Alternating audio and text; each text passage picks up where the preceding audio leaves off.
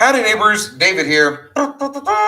And today on Boondock Stallions, we are doing days 10 and 11 of our 31 days of horror for Halloween, the whole month of October. It's going to be awesome. Now, before we get started, don't forget to give this video a like and subscribe to the channel so I can keep pumping out more of these bad boys. I've got a couple of videos coming out later this week that I've been working on. I've been editing and getting some stuff together. I've got a Power Rangers video that's super awesome, funny. It's half dangerously paranoid conspiracy theory, half satire. I'll let you decide which half is which.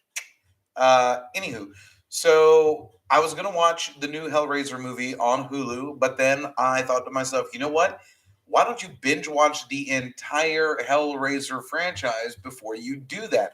I mean, not that the remake has anything to do with any of the ones that came before it, but I do like to be thorough in my horror movie stuff, so I decided to go all the way through it, and I just finished the first four, and I did the first one a year ago for 31 Days of Horror, so I didn't need to rewatch that one. But I started at two and watched two, three, and four, and we're going to talk about those here tonight, and then tomorrow we'll talk about the following ones. So, Hellraiser 2. Now, interestingly enough, Hellraisers 2, 3, and 4 were all written by the same guy. So there is a lot of consistency in the story. I mean, he built from the first one and moved from there and started telling his own unique story. And it was a trilogy, technically, parts 2 and 3 and 4, because it just continues and doesn't really look back at the first movie. Um, and I know that the fourth one went to space, but it spends less than half of its time in space. The space thing is really just there at the very beginning, and then it's a bunch of flashbacks to present day Earth, which was, I say present day, it was like 1995 ish. Yeah, call it 95. And so it spends most of its time there following an ancestral line. Now, the only problem I had with this following the ancestral line thing was that it should have started in part two. I mean, it was seeded in part three and then carried out in part four, but like it could have started in part two if that was his plan all along. I don't know if it was, but I mean, there was at least consistency in going from two to three to four, and all of that story did get tied up in a nice, neat little bow. And I guess technically could be the end of the franchise. Part four, Bloodline, would also serve not only as the fourth installment, but could technically serve as the final installment in the Hellraiser series, seeing as how it takes place a few, maybe 100 or so years in the future, less than 200, but more than 100 in the future. And so we see Pinhead and his Cenobites get trapped inside a giant box that was made out of a space station, and they're left there and they die, and that's the end of the story. And all of any movies come after that kind of take place in the downtime between Hellraisers 3 and 4.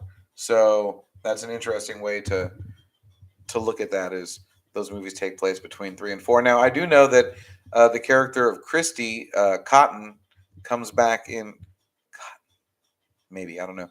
She comes back in the sixth movie. She's there for 1 and 2 as the lead, one of the lead, the final girl. And then in the third movie, she filmed a cameo. And then she wasn't there for part 4. She wasn't there for part 5. And you don't actually know that she's in part 6 until the very end, when, spoiler alert, if you haven't seen this movie that came out 20 years ago, she only shows up at the end for the final act. But it was a good movie. I remember it caught me completely off surprise. When I say it was a good movie, I mean it was good for its time. I'm going to go watch it again here, and I haven't seen it since the first time, so it's been a good 2 decades, so my memory's a little blurry. Like when I watched part 3, I'm not going to lie to you, I hadn't watched Hellraiser 3 in 30 years. It's my nephew Junior's favorite Hellraiser movie of all time.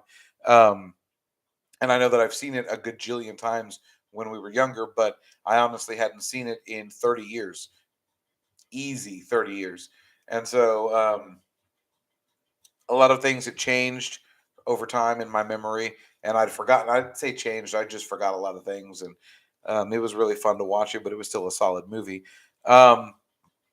Interesting thing. A lot of people talk about the Hell Priest's name being Pinhead in the movie. And I know that Pinhead was a nickname given to the character during production on the first movie that just stuck throughout the series, but they don't ever actually call him Pinhead anywhere in the first four movies. Now, a character does say Pinhead in his direction, but it's as an insult. She wasn't addressing him as, "Hey, Pinhead, look at this." She was calling him a Pinhead. If you get that, so nowhere in those first four movies do they ever call him Pinhead, and so I always wondered how that managed to stick so well because we all remember him as Pinhead. And like I said, I'll find out here in the next few movies if they do call him Pinhead in any of the further films. And I know that there are at least maybe eight or nine of these movies, but or no, there's 10, and Doug Bradley, who plays Pinhead, is only in eight of them, I think, or six of them, eight of them. For sure. Uh, Anywho, I'm gonna watch those. Did anybody watch the season premiere of Chucky? It was awesome. Um, Go check that out if you haven't watched it. She-Hulk is coming out tomorrow or the day after tomorrow, and tomorrow I get to watch Andor, so that's gonna be awesome. Uh, Let me know what you think about these Hellraiser movies if you're a fan. Down in the comments. Be excellent to each other and party on, dudes.